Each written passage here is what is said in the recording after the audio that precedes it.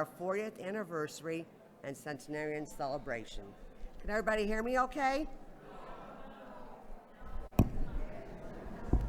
Test one. Oh, yes, right?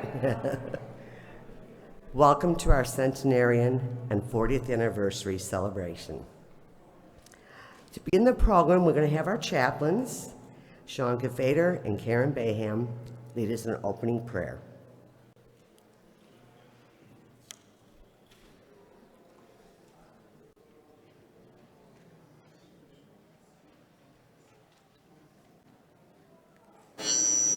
In many traditions, the number 40 signifies a long period of time. For example, the 40 days and nights it rained in the time of Noah until the cleansing flood waters covered the land. The 40 years the nation of Israel wandered in the wilderness until they were led to a promised land. The 40 days that Joshua and Caleb visited the land of Canaan to see where God would lead Israel. The 40 days that Moses spent on Mount Sinai until the commandments of God were given. The 40 days that Moses lay prostrate in prayer when the people of God rebelled and sinned. The 40 years that King David, as well as his son Solomon, reigned as king over Israel until they were eternally gathered with their ancestors. And the 40 days that Jesus was tempted in the wilderness until he was sent to begin his ministry. Today we celebrate the 40th anniversary of Friendship Village of Schaumburg. And first we offer a prayer of thanksgiving. Let us pray. Eternal God, through the vision of a few religious leaders in the Schaumburg community, you made a dream of a retirement community for seniors a reality in what we now call Friendship Village of Schaumburg. You have blessed us with residents, resources, associates, and volunteers that have made our community a vital gift to the greater Chicago area and the world. We pause on this anniversary day to offer you thanks for all you have done in our midst over the past 40 years. And we pause this day to pray for a blessing on the future of our community as well. God of all time and all events, you hold our future in your hands. May you inspire us by the gift of your Spirit to dream new dreams and have new visions for the future of Friendship Village of Schaumburg. Let us be a community of extravagant hospitality, a place of continual learning and growth, a place of healing and peace. Bless our current and future residents, associates, volunteers, and guests, that we may live up to our name, a village of friends. For we ask this in your holy name. Amen. Amen. Thank you, Sean and Karen. It was very nice. And now I'd like to introduce the Friendship Village Choir Ensemble, Alan Anderson, Marilyn Bambula, Julia Boltz, Bob Green, Barbara Perry, Barbara Hirschberger, Marion Newman, Anna Nierzwicki, as they sing God Bless America under their director, Sue Young.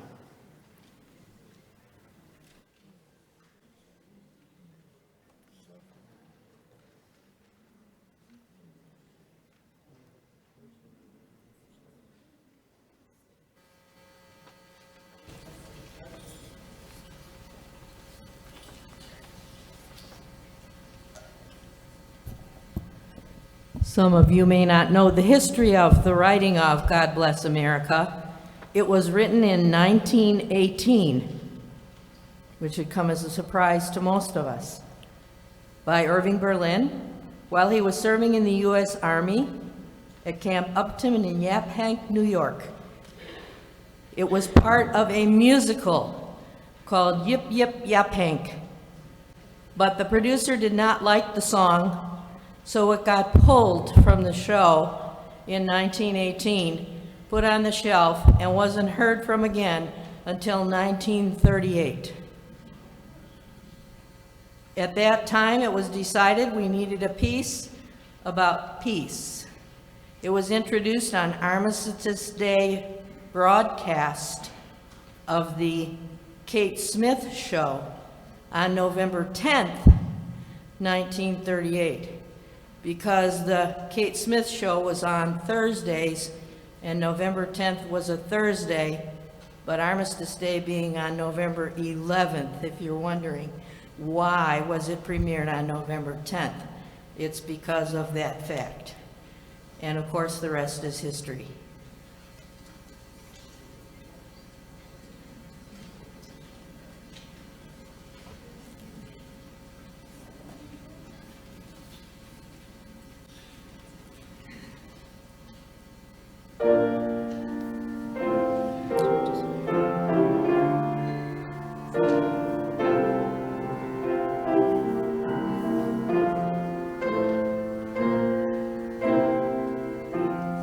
While the storm clouds gather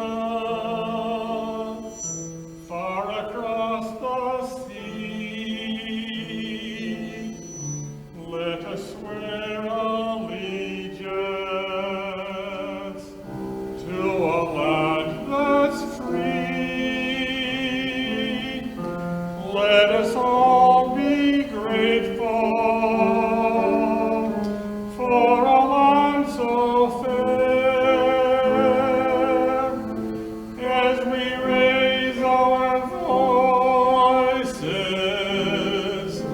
in a solemn prayer.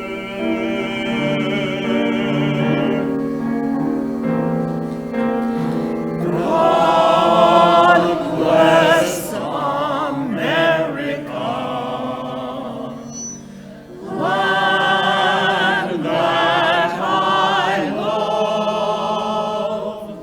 Stand beside her and guide her through the night with a light from above. From the mountains to the prairies, to the oceans white with foam. God bless America, my home, sweet home. God bless America, my home, sweet home. God bless America, land that I love. Stand beside her and guide her through the night with the light from above. From the mountains to the prairies, to the oceans white with foam. God bless America, my home, sweet home. God bless America, my home, sweet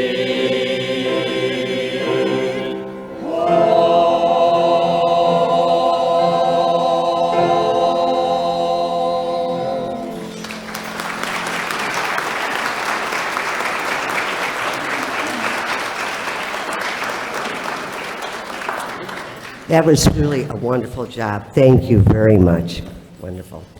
Okay, and now I'd like to welcome our President and Executive Officer, Chief Executive Officer, Steve Janczak. Let's give him a warm welcome.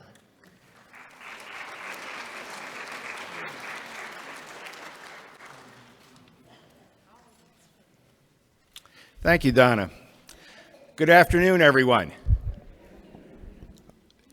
That's the best we could do on a 40th anniversary? We have to do better than that. Good afternoon, everyone. Okay, that's more like it. That's what we needed today. You know, it's really wonderful to see such a large turnout. When we built this part of the community years ago, this is how we envisioned it, was every seat taken and a wonderful program, and what could be better than our 40th anniversary. It's such a big program that we can't even contain it here in Assembly Hall. We have to televise it all around the campus. So to all of you that are viewing it somewhere else, we all send our regards as well. Glad you're with us. You know, yesterday afternoon, I was at Greenfields, and I was helping them celebrate their 5th anniversary with the residents and staff. It was a great afternoon. It was a unique ceremony, different than what we're doing here today. For me, it was a great time to be able to remember meeting with 70 or so of the Greenfields residents back at a time when there wasn't a community, when the only thing that was there was the glimmer in the eye of Friendship Senior Options, that it wanted to extend its mission. And the only thing that stood where Greenfield sits today was the grass on the field. It's grown up nicely, and it was wonderful to be with them. But trying to have that same type of recollection here at Friendship Village is a little bit more difficult. It's a different task because not too many residents or staff were here 40 years ago. However, we did manage to track down a few who were. And these were folks that were here at the very beginning. You're going to see them in our videos in a little bit. And these were folks that have had the privilege over the last 40 years to see Friendship Village grow as an organization, as a community, and as a family. 2017 will be a special year in our history. Yesterday's celebration at Greenfields and today's here at Friendship Village are just the first two that are going to be taking place during an anniversary-laden year in 2017. Later this year, we'll pause to recognize the 10th anniversary of Bridgewater Place, the 20th anniversary of our Sterling Friendship Gala Award Dinner, and yes, our Olympics program, our Senior Games festivities, is coming up on 10 years as well. So it's shaping up to be a year full of toasts and special events. But today is about Friendship Village. It's a place that thousands of residents have called home for so long. A place where so many have found the opportunity to serve for so long. A place where both will continue with an unwavering commitment and excitement about the future. So it is my distinct pleasure to introduce the chairperson of Friendship Senior Options, of their board of directors, Larry Shoemake, and also the chairperson of the Friendship Village Board of Directors, Kathy Rivera, to offer their remarks. Larry and Kathy lead the outstanding group of individuals who have served our organization with distinction for so long. Larry?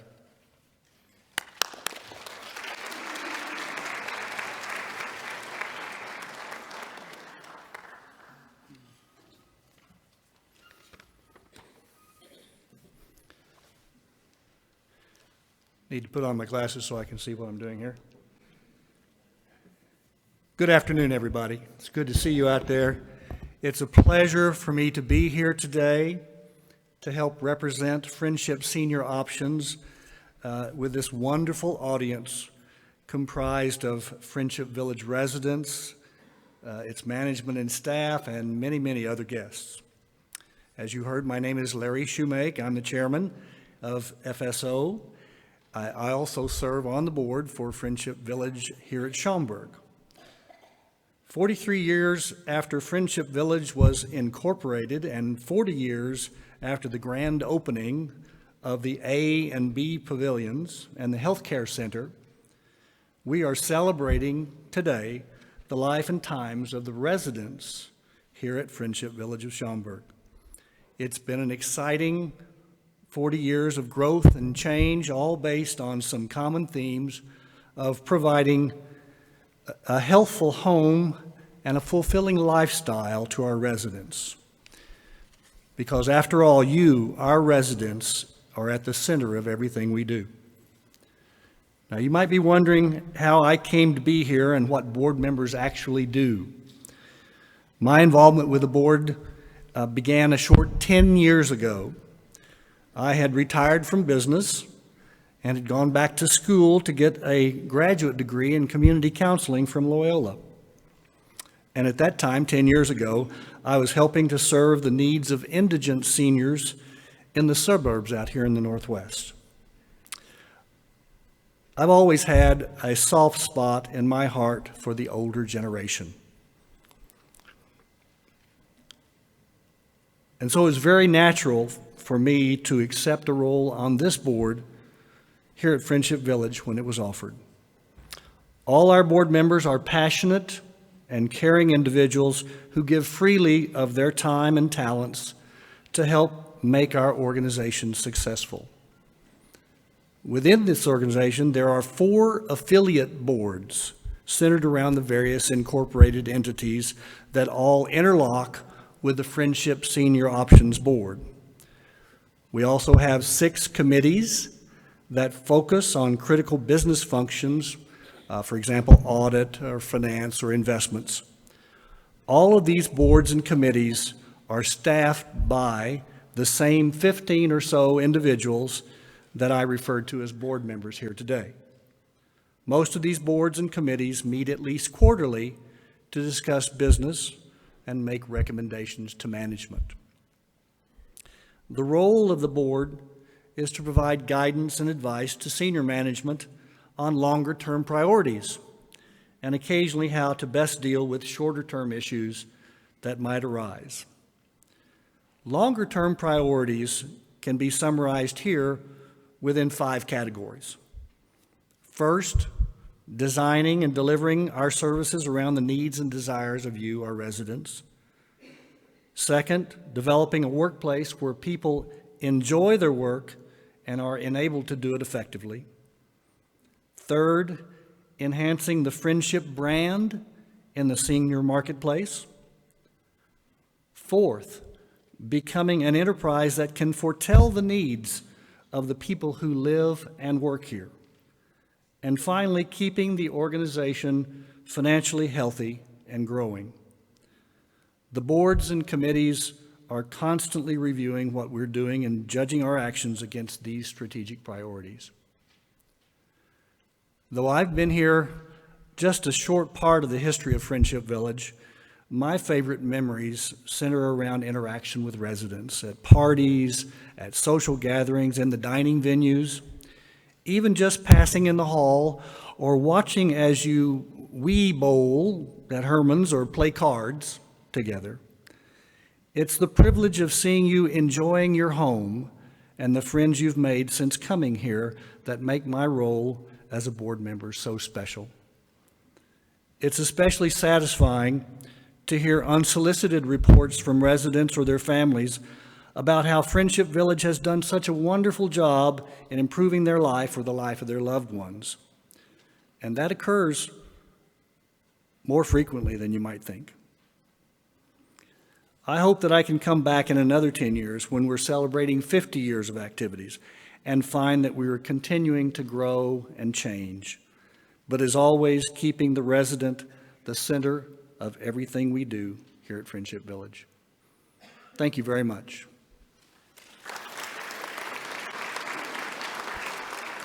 Kathy Rivera will follow, and she is the chair of the Friendship Village of Schaumburg Board.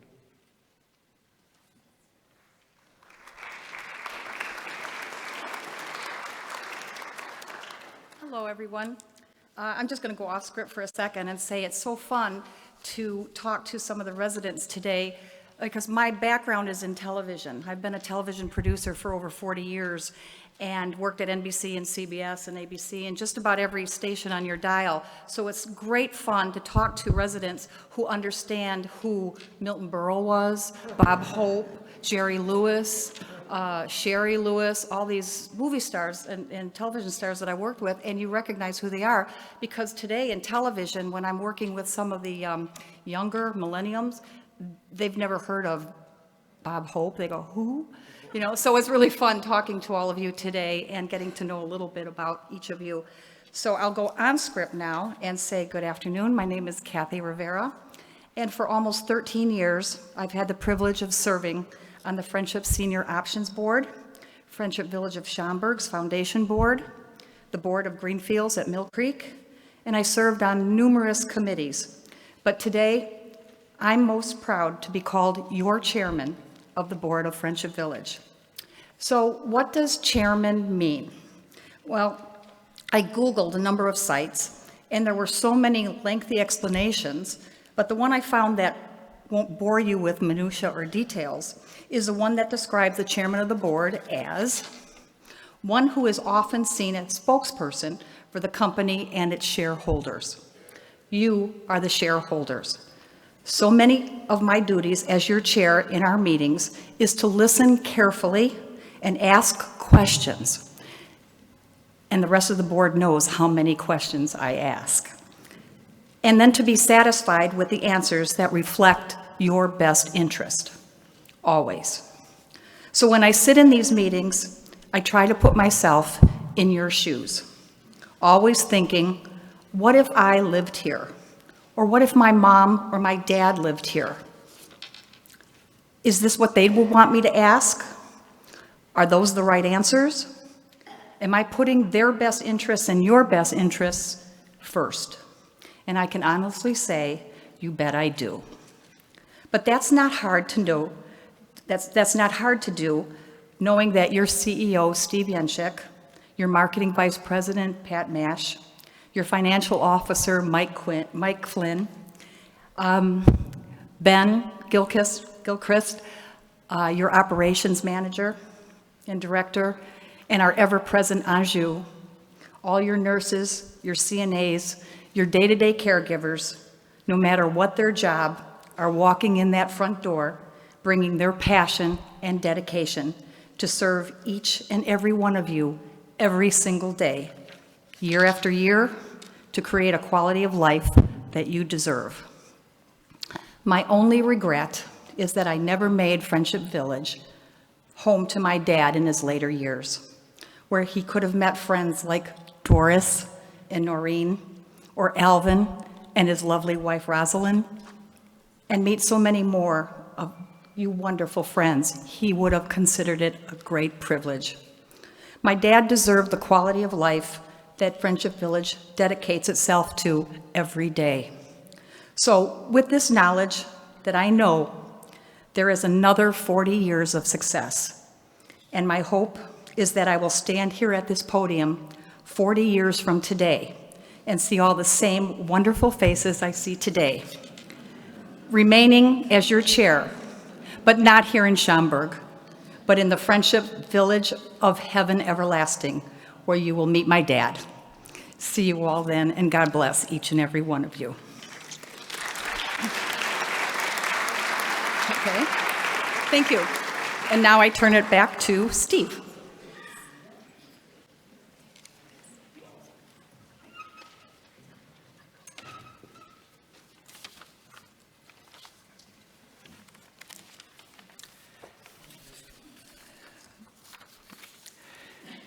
You know, I'm not even sure how long ago or where it was that I met Steve Mogg. Steve is our keynote speaker for today. And although I'm not sure where or when it was, I can tell you this, I'm really glad it happened. Over that time, regardless, Steve, of how long it's been, okay, Steve's transcended that relationship that starts out as colleagues, and he transitioned it quickly into friendship. Friendship with me, friendship with Friendship Village. He knows our organization. He knows who we are. He knows what we're about. A big part of Steve's time is spent building and reinforcing relationships with the members of Leading Age, our national association. Whenever I attend a conference in our field, Steve's always one of the first people that I seek out. I'm so glad that he's able to be with us on this happy occasion to be that keynote speaker. But let me share a little bit about his profile with you. Steve's an attorney by education and practice, but I've never found this a reason to hold anything against him. He's a graduate of the University of Washington and the Seattle University School of Law. He's devoted much of his earlier career to the practice of healthcare-related law prior to joining Leading Age as its director for residential communities. At Leading Age, Steve is responsible for developing and implementing public policy for leading age residential communities, including life plan communities, and that's a new word that you're going to have to learn because that's what we're called now. We used to be called continuing care retirement communities, but things change. Okay? And also in the assisted living field. Okay? Steve's also served as the past board chair for the Center for Excellence in Assisted Living. Please join me in welcoming our friend, Steve Mogg.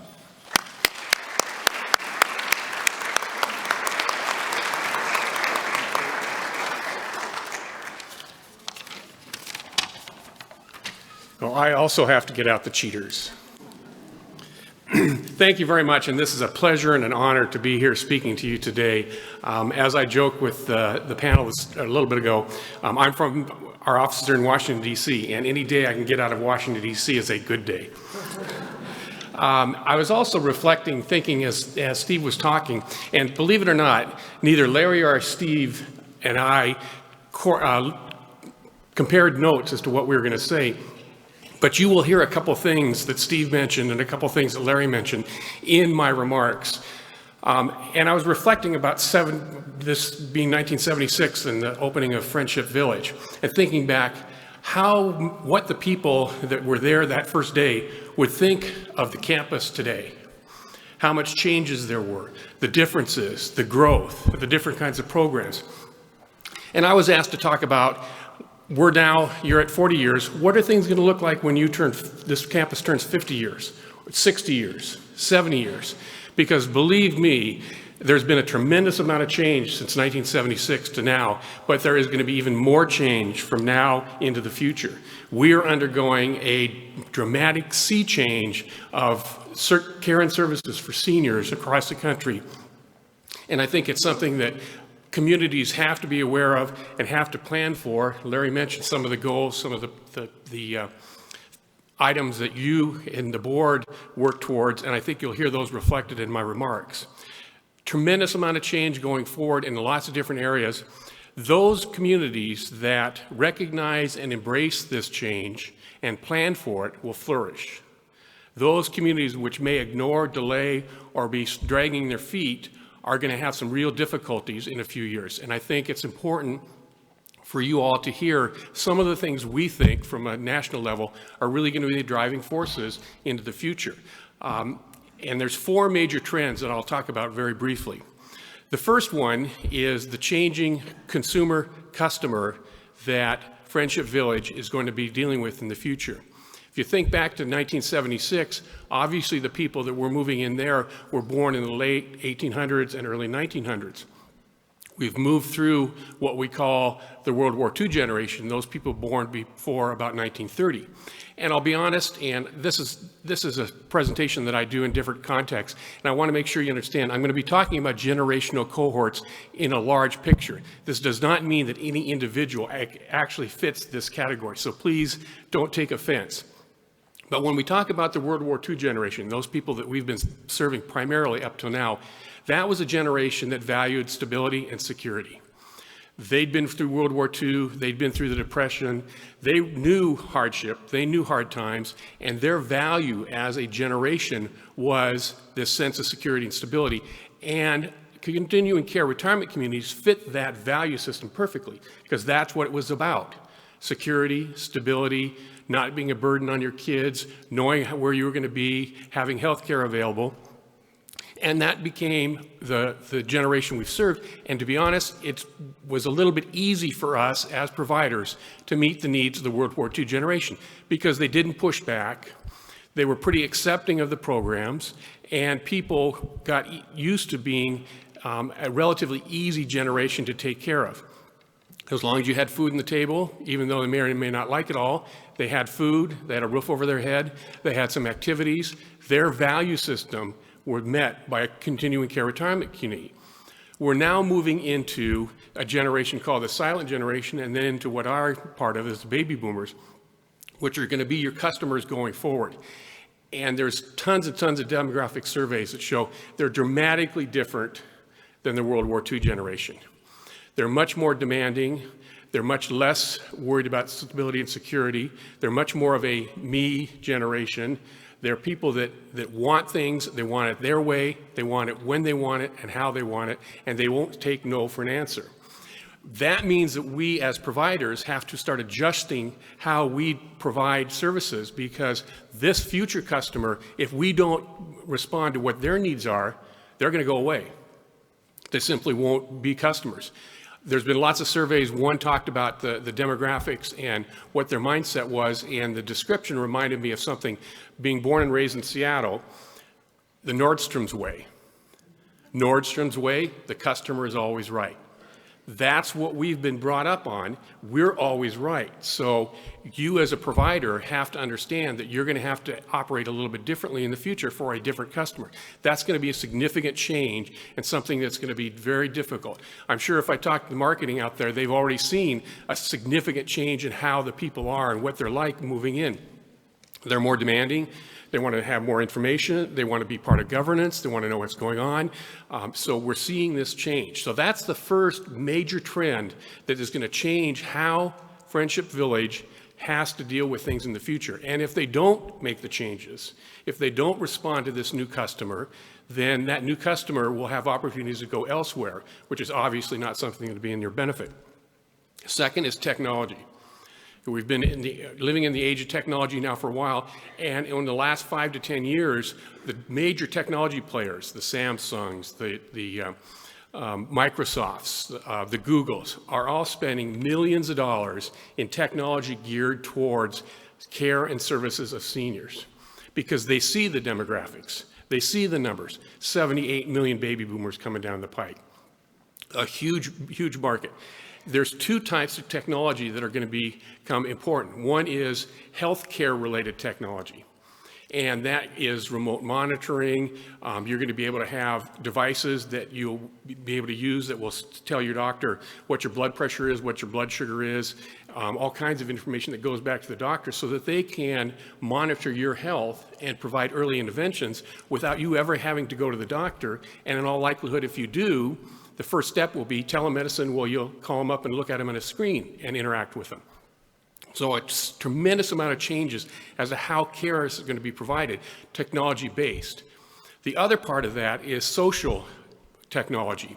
One of the things that's so fantastic about communities like your community is the social interaction. She mentioned this morning at sitting talking to people at lunchtime. That's one of the things that's so great about this community is the socialization and the ability to make friends, be active and involved. That's one of the things that we're very concerned about when we talk about people who like say, gee, I want to stay at my own home for as long as I can. Well, sitting at home by yourself, watching The Price is Right is just not a very good thing in the long run. So there's now technologies that are being developed that are addressing this social isolation issue. So Skype-based technologies where you can attend classes, you can form groups, you can have social groups and talk to people via technology, all kinds of educational programs via technology, attending classes and having the ability to talk to the professor and respond to questions over a technology-based platform. So that leads to something that I think is important for you to understand, that one of the biggest threats, one of the biggest challenges that a campus community is going to have in the future is technology. Because as technology gets better and better and cheaper, and as the generation that you're going to be serving into the future becomes more technology savvy and comfortable, it's going to be easier and easier for them to fall back on that, gee, I can stay at home and have all this stuff delivered to me. There's a company that will deliver food to me. There's all kinds of services. Uber is setting up a service that's designed for seniors.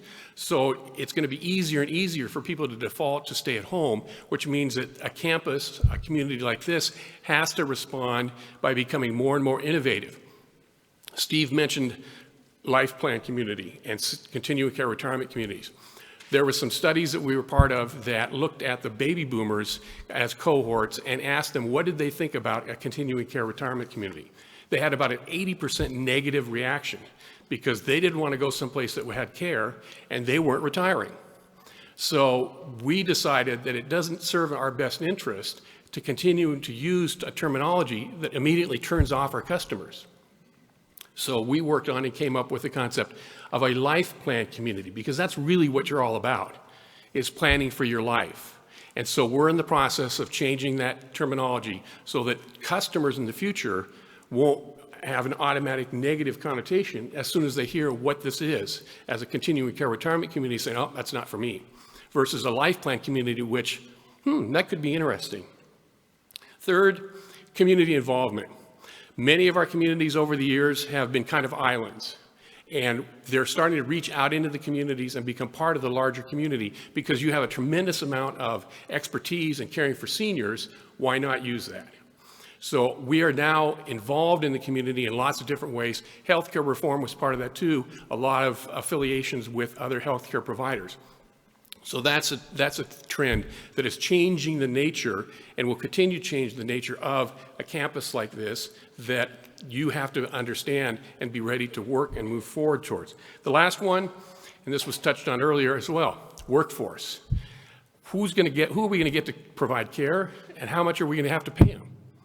Those are tremendous challenges right now. That's the number one challenge of CEOs across the country right now, is getting a good worker, keeping that worker, and figuring out how to pay for them. So if you look at those trends, and if you look at a very successful campus like this one, and the way the programs have changed over the years, you're going to be one of the communities that will flourish, because you'll recognize that you have to respond to these kinds of trends to stay viable in the future. Those communities who are resistant or dragging their feet are going to be the ones that will have to start dealing with some financial issues in 5, 10, 15 years. So you're to be commended. I think you are on the right track. You've got a leadership team that is clearly putting these issues in the forefront. And so I, again, applaud you for 40 years of great service, and I expect to see 40 more years of great service. And as you recognize these changes and these trends and embrace them and move forward. Thank you.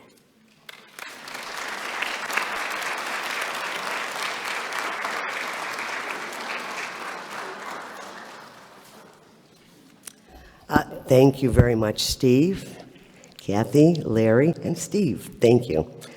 I also have to put my glasses on. I keep on forgetting I'm not 20. So, all right. I'd also like to introduce some other welcome dignitaries for this afternoon celebration. And once I say your name, you can just wave. We won't make you stand up or anything. The Honorable Laura Murphy, Illinois State Senator from the 28th Legislative District. The Honorable Michelle Musman, Illinois State Representative from the 56th Legislative District. The Honorable Al Larson, Village President for the Village of Schaumburg, and trustees. Leonard Henderson, Illinois State District Director for the 44th District Legislative Representative.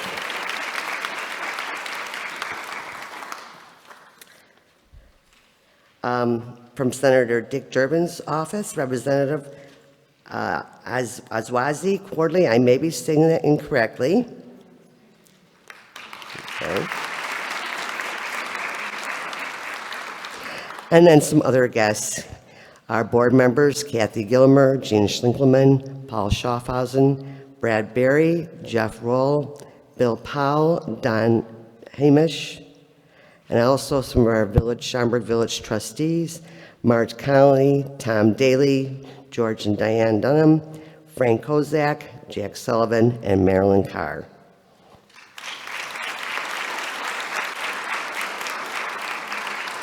Thank you all for coming. We really appreciate you celebrating with us today.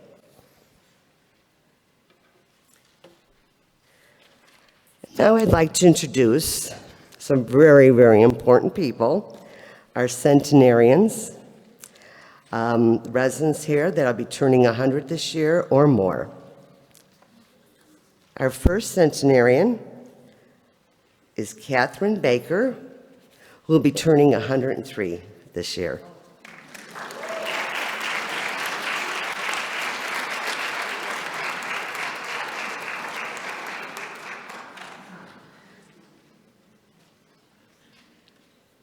Our next centenarian, Bridgegate, I'm sorry I mentioned that, Bridgegate, Catherine's from Bridgegate over on the other side, independent resident.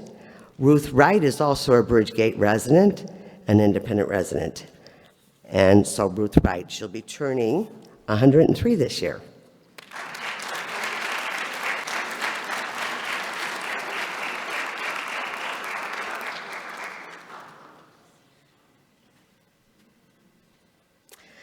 And now we have two assisted living residents. We have Myron Candido, I may be saying that incorrectly, but Myron.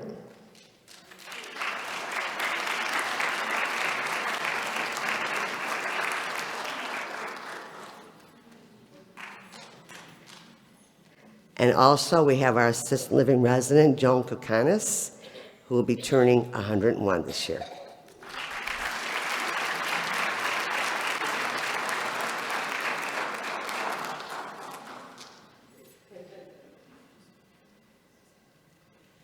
One of our independent residents who has come every year as long as I've been here has been Leota Sayre. And unfortunately, Leota wasn't feeling too well. But maybe, I don't know if you all knew or not, Leota will be turning 109 this year. Isn't that wonderful?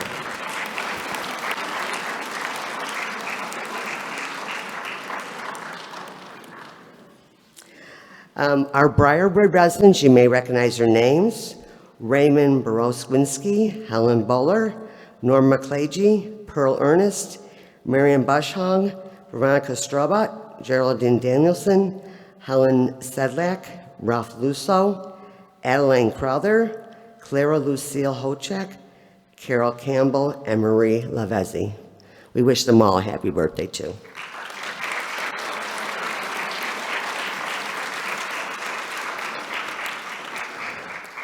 And now we have some really great videos for you to watch. The first video is called 40 Years of Friendship, made by very special people at Friendship Village and the Schaumburg community. Please enjoy.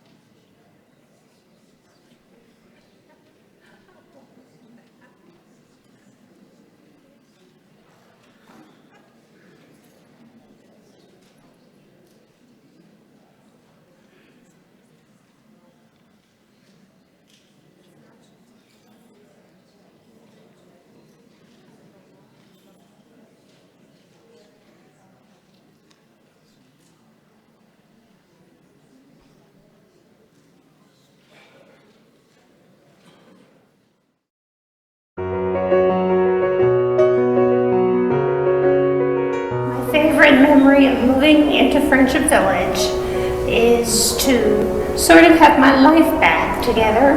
Running into the park, and we got together, and we're very good friends. My favorite memory of Friendship Village is the art show. My most favorite memory is Julia Mackin. I enjoy it. I moved here in February, and on my birthday in August, I received 20 birthday cards from people I didn't even know before I moved here. About the variety acts that I participated in. Just meeting all the new residents when we moved here, a lot of friends. Oh, I received a heartfelt, enthusiastic invitation to join them at water volleyball. One was when I went with the chef to Ronald McDonald's house to make brunch for the families that were there. It was one of our first days here when I met Bill and Shirley Downing, who turned out to be our buddies. One of them is the choir I joined when I first came. Is when I was selected to play baseball with the Boomers. So one of my favorites is the first time I went to a committee meeting.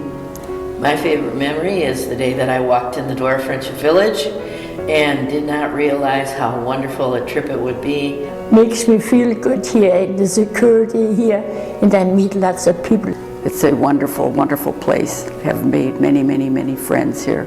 So it's good to be back home. My daughters decided last June to give a birthday party for me. After only being here 1 year and 2 months, there were 145 new friends that I wanted to include. My first special memory was when I discovered that there was a camera club here. It was when I went to Midway Airport and we were waiting for them to come from Washington to see the veterans.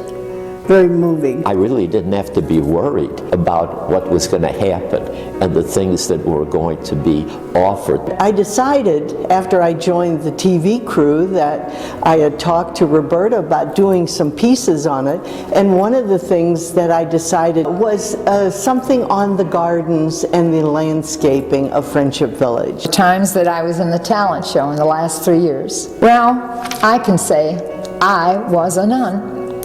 If only for 9 performances. Well, my favorite memory really isn't a memory. It's a reality that I do almost every day, and that is swimming in our beautiful, clear swimming pool. My favorite memory of coming to Friendship Village was really with the associates that we met. I've always felt that Friendship Village is well named because it is a friendship place.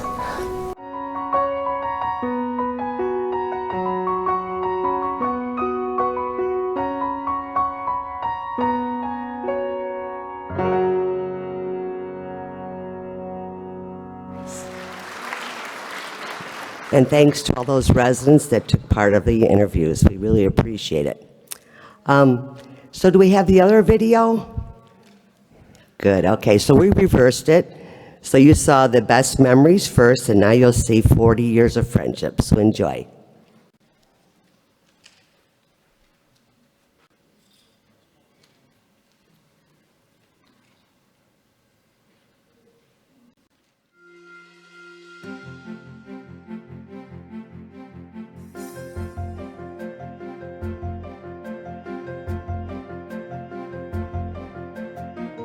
We like the idea of the independence, but we also like the idea that care is here if needed.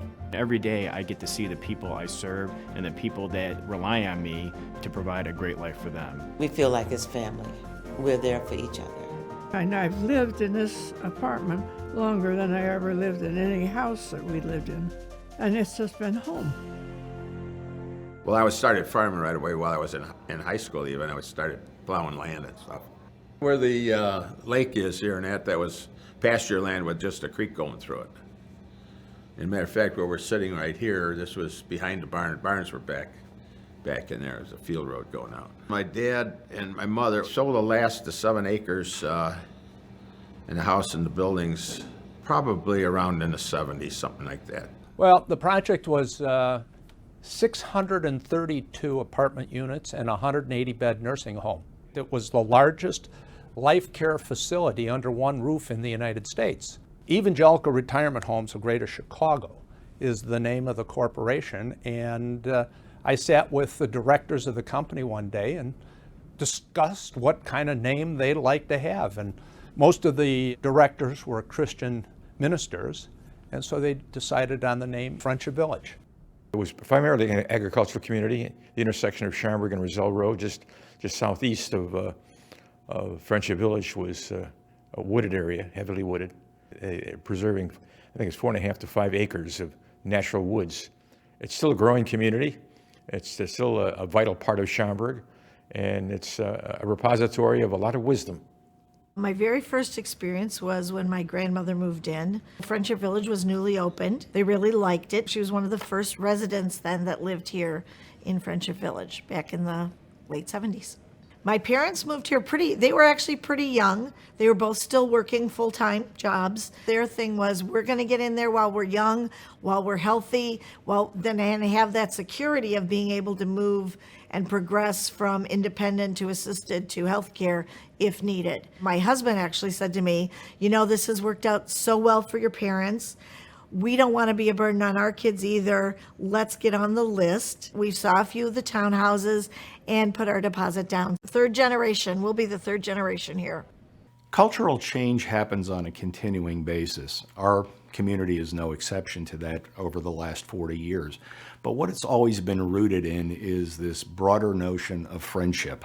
And we take that very seriously. It's an extension of our core values, and it's really that personification of who we are as a community, who we are as a family. We use that term very frequently when we talk about the relationship between our associates and our residents, that we're fortunate to come to work every day in someone's home.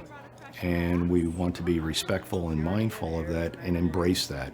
And I think that's been a cultural constancy over 40 years. And keep loving. I think that's the most important thing is love. If we love and we care, I think Friendship Village will keep growing. We tell them how much we care about them. We give them that touch and we give them that hug and the love. Friendship Village's future is bright. Being 40 is where some people say life begins. So a lot of us are looking forward from that standpoint to a really robust future. We're going to continue to grow as an organization, and not just grow in terms of bricks and mortar, but in terms of the depth and the robustness of our programs. We're at the point right now of just introducing our new strategic plan that more than we've ever done keeps the resident at the center of everything that we do in this community. And that makes for an impetus for change that is going to be a powerful one. Happy anniversary, Friendship Village. I'm looking forward to watching you for the next 40 years after this. Happy 40th anniversary, Friendship Village. Happy anniversary, Friendship Village. We love having you in Schaumburg. 40th for Friendship Village. It doesn't seem it was that long ago. Time flies. Happy anniversary to you. Happy anniversary to you. Happy anniversary, Friendship Village. Happy anniversary to you. Happy anniversary, Friendship Village. I love you.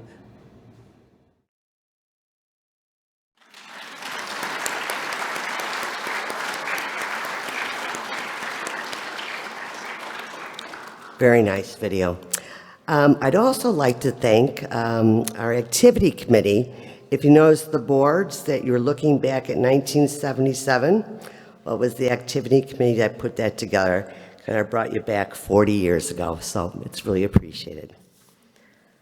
We'd like to thank all our special guests for joining us in the celebration today.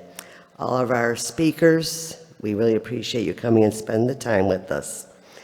And now I'd like to invite all of you to go out and enjoy some hors d'oeuvres. Thank you very much for coming to celebrate. Thank you.